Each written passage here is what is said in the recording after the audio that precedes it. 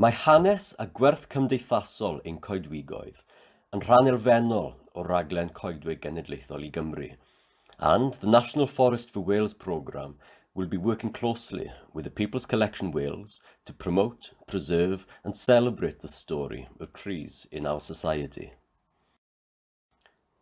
Bwriad Casglyd Werin Cymru yw i ddarparu archif ddigidol o gynnwys hanesyddol sy'n ymwneud â phob agwedd o ddiwylliant ein cenedl. And by working closely with community groups, schools and cultural institutions across Wales, the People's Collection provides a platform on which content can be published and shared with a wider audience.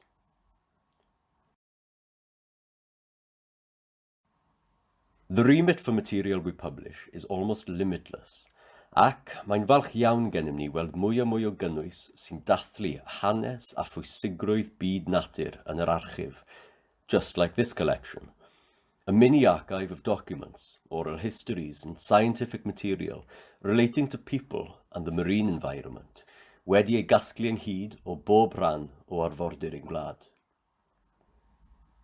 The National Forest for Wales team will ask the public to get involved by sharing their own piece of woodland history, whether with a photograph, neu gan rannu stori efallai, maybe a memory of their favourite tree, neu darn o waith celf sy'n ymateb i goeden neu goedwig.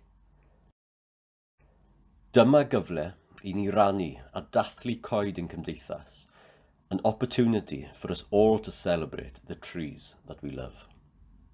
Wel, pan oeddwn ni'n tyfu lan yn Sir Gar, oedd da ci fi ffermwr oedd ac yn y wyliau, bob wyliau ysgol, oeddwn ni a fy mrawd yn mynd lawr i'r fferm a mynd lawr i'r cae. Wrth gwrs oedd coedwig ar gael yna, ac oeddwn ni'n gwneud popeth o'r plant yn gwneud dringo, creu rhywle i cuddio ac yn y blaen.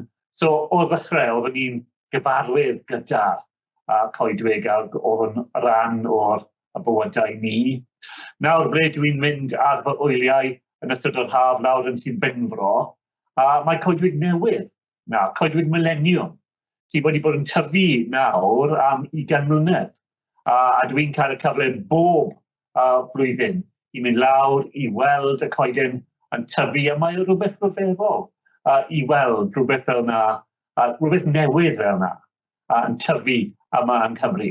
A pan ni'n siarad am coedwig genedlaethol newydd, wel ni'n siarad ag yr un peth, ond rhywbeth ar lefel genedlaethol. Rhywbeth sy'n mynd i fod na am y dyfodol, am bobl sy'n mynd i dod ar ôl ni, rhywbeth sy'n addas i ni yma yn Cymru, rhywbeth sy'n tyfu yn Cymru, rhywbeth bydd pobl yn y dyfodol yn gallu fwynhau. Dyna pam mae'r raglen y coedwig genedlaethol yn mwy cyffroes. A dwi'n edrych ymlaen, a dwi'n siŵr bydd pobl eraill yn edrych ymlaen i weld y raglen yn ddatblygu. Well, when I grew up in West Wales, my grandparents were farmers, and I would spend every holiday down on the farm, and they were woods on the farm. So from the very beginning, I have a memory of going down into the fields, exploring, climbing, making dens, all the things that children do when they're growing up, and being able to do it in that very natural way. Since then, I spend my holidays in Pembrokeshire every year, and where we go to stay, there is both a very old wood that you can walk through, down from where we stay, down to the coast and to the sea, but also a new millennium wood, planted 20 years ago. And every year I go down to the wood, and every year I see it grow. And there is something genuinely magical about seeing a new woodland being created for future generations in front of your own eyes. And the idea of a national forest is to do that on a grand scale, to make sure that future generations have a chance to walk from one end of Wales to another, from south to north and north to south, without ever leaving a natural and national forest. a forest that connects ancient woodlands that are already there and uses the Welsh Government's woodland estate that draws new partners and new possibilities into this great venture. A national forest will never be grown in a few years. It's a project for decades ahead, but one that will leave a living legacy for those who will come after us and will celebrate the huge natural opportunities that we are so lucky to have here in Wales.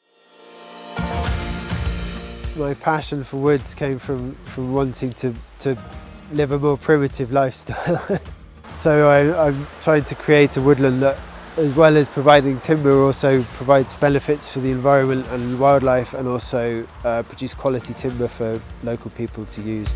My name's Jules Russell, and I am managing this 30-acre woodland in collaboration with the owners. We're in the Dyfi Valley near Machynlleth, and what you're seeing here is a wide range of woodland and forestry types you typically find in Wales. The way that Jules is managing it is he is maintaining timber production, but he's also reverting parts of this back to a more natural state. We need to remember again how to sustainably manage our woodlands on a local scale so that we can have local sustainable timber, but whilst maintaining a good biodiversity and habitat. We're also experimenting with some novel tree species that aren't used very much in Wales that will maybe provide us with some interesting different types of timber.